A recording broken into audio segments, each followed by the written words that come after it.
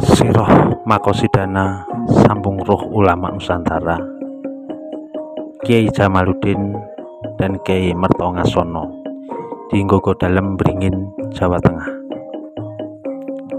Part 1. Beringin adalah sebuah kecamatan di Kabupaten Semarang, Jawa Tengah yang berjarak sekitar 25 km dari ibu kota Kabupaten Semarang atau ke arah tenggara atau sekitar 10 km dari pusat kota Salatiga. Menyusuri wilayah Beringin, maka lanskap bentangan alam dengan keragaman situs akan bertutur tentang kemungkinan apa yang terjadi pada kehidupan masa lampau yang syarat dengan sejarah yang terlewatkan. Dari sekian situs yang tercacar, maka Beringin menyisakan kisah-kisah kehidupan masa lalu yang secara kosmik. Wilayah Beringin menjadi salah satu alasan bagi para tokoh masa lalu untuk dijadikan sebagai tempat bermukim atau sebagai tempat menempa proses yang berbuah pada terbentuknya peradaban yang kini meninggalkan situs sebagai jejak sejarah. Bicara tentang wilayah Beringin, maka nampaknya tidak bisa dipisahkan dengan masa-masa akhir Kerajaan Demak, masa Kerajaan Pajang, dan fase awal Kerajaan Mataram Islam yang bertolak dari rangkaian cerita run-temurun menyoal tentang Masjid Taqwa yang merupakan masjid kuno yang berdiri di Kampung Kauman, Desa Nggogo Dalem, Kecamatan Beringin, Kabupaten Semarang. Sah dan diriwayatkan jika masjid ini berdiri ada kaitan cerita yang terhubung dengan riwayat hidup Kanjeng Sunan Kalijogo sewaktu beliau sebagai salah satu anggota Dewan Dakwah Wali Songo yang mendapatkan sebutan sebagai Wali Suci ing Tanah Jawi. Berikutnya, Kanjeng Sunan Kalijogo dalam beberapa versi disebutkan jika beliau adalah seorang wali Allah yang sangat panjang usianya.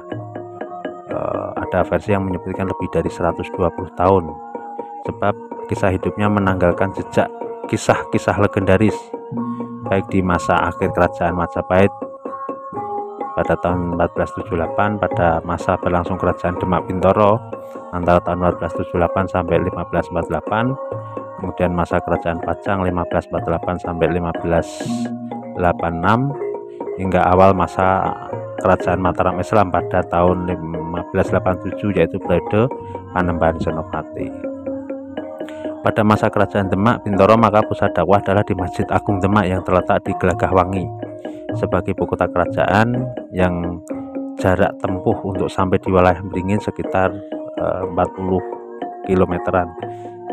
Sehingga dengan jarak yang tidak begitu jauh, hanya sekitar setengah hari untuk perjalanan masa itu, dengan jalan kaki, dengan menyusuri hutan-hutan di antara sungai-sungai, maka menjadi sangat mungkin bila peradaban Beringin tidak bisa dilepaskan dari masa-masa berlangsungnya Kerajaan Demak yang berlanjut pada masa Kerajaan Pajang dan masa Kerajaan Mataram Islam. Persinggungan nalar ini bertolak dari adanya molo atau mihrab terbuat dari emas murni di Masjid Al-Taqwa Kauman Nggogo Dalem Beringin, yang konon merupakan buah karomah dari Kanjeng Sunan Kalijogo sewaktu melintas di wilayah Beringin. Demikian potongan kayu jati yang menjadi beduk di masjid tersebut konon ceritanya juga merupakan bagian potongan kayu jati yang menjadi beduk di Masjid Agung Demak. Dengan demikian, kedua artefak ini sekurang-kurangnya bisa menjadi petunjuk ruang waktu peradaban antara Demak Bintoro dengan peradaban di Dukuh Selomiring atau Nggogo Dalem, Kecamatan Beringin, Kabupaten Semarang. Dikisahkan orang yang pertama kali babat alas di wilayah Nggogo Dalem adalah Kiai Mertongasono dan Kiai Jamaluddin beserta beberapa santri pengikut setia yang terkenal. Kemudian salah satunya adalah bernama Ki Komplang, yang mana berdasarkan cerita run-temurun, rombongan ini berasal dari daerah Lamongan, Jawa Timur. Dahulu tempat ini berupa hutan belantara yang selanjutnya dibubak dan dijadikan pemukiman, dan di wilayah tersebut terdapat lanskap tumpukan batu-batu berundak dengan posisi miring. Karena hal demikian, maka kemudian diberi nama Dukuh Selomiring, artinya batu miring. Dikisahkan untuk menarik minat penduduk lain agar mau bermukim di situ, maka kemudian Kiai Mertongasono dan Kiai Jamaluddin membuat semacam padepokan atau sekarang populer dengan istilah pondok pesantren yang kemudian berdiri di sekitar rumah tempat tinggalnya, hingga kemudian pesantren tersebut cukup dikenal orang di beberapa wilayah. Kemasyhuran padepokan atau pondok pesantren tersebut sampai pada pemuda yang haus akan ilmu yang bernama Raden Satrian, yang merupakan putra seorang Bupati Korowaleng atau yang sekarang adalah wilayah Kendal, yaitu bernama Raden Ahmad, yang kemudian setelah menjalani laku asketis atau yuhud dikenal dengan sebutan Kiai Notonegoro. Nah, kembali pada Kiai Jamaluddin dan Kiai Mertongasono, maka dikisahkan sebelum dimulai pembuatan masjid, maka Kiai Jamaluddin dan Kiai Mertongasono dan beberapa santri lainnya membabat semak belukar di wilayah itu untuk dipilih tempat pembangunan masjid sekaligus tempat pemukiman.